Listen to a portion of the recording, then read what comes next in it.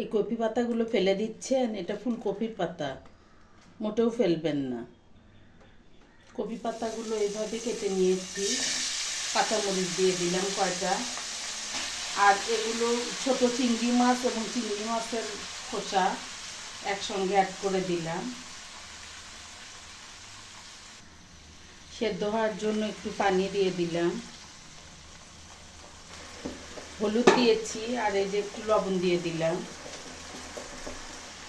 সেদ্ধ হওয়ার জন্য ঢেকে দিব, কিছুক্ষণ ঢেকে রাখবো। এখন আমি রসুন আর কয় টুকরা আদা অ্যাড করলাম।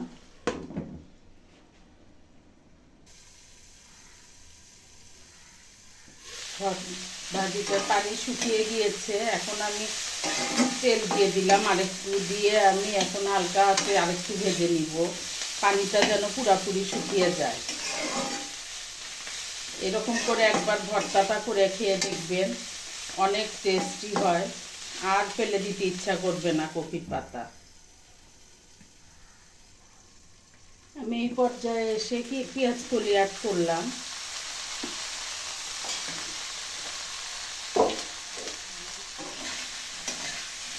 এটা অপশনাল, এটা আপনারা অ্যাড করতেও পারেন না পারেন, তবে পেঁয়াজ কলিটা দিলে ভালো হয়, ভর্তাটা বেশ ফ্লেভারটাও সুন্দর আসে এবং একটা মিষ্টি মিষ্টি ভাব আসে ভর্তার ভিতরে।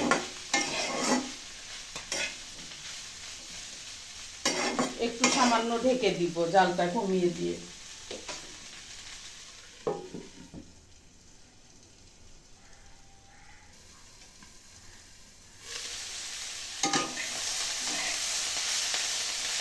প্রায় হয়ে গিয়েছে, এই যে পেঁয়াজ কলিগুলোর পানি শুকিয়ে গিয়েছে, পেঁয়াজ কলির পানিটা শুকিয়ে গেলেই হবে।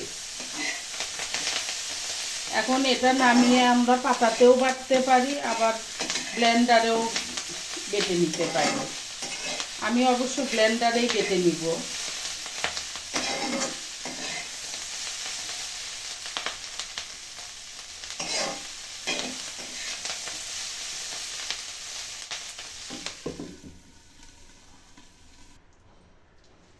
ভর্তাটা আমি এখানেই বানিয়ে নিব।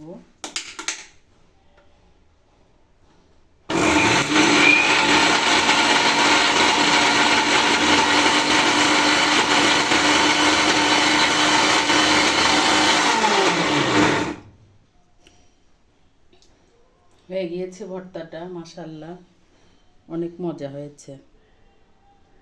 ভর্তাটা রেডি, অনেক মজা, একবার অবশ্যই করে খেয়ে দেখবেন। আসসালামু আলাইকুম।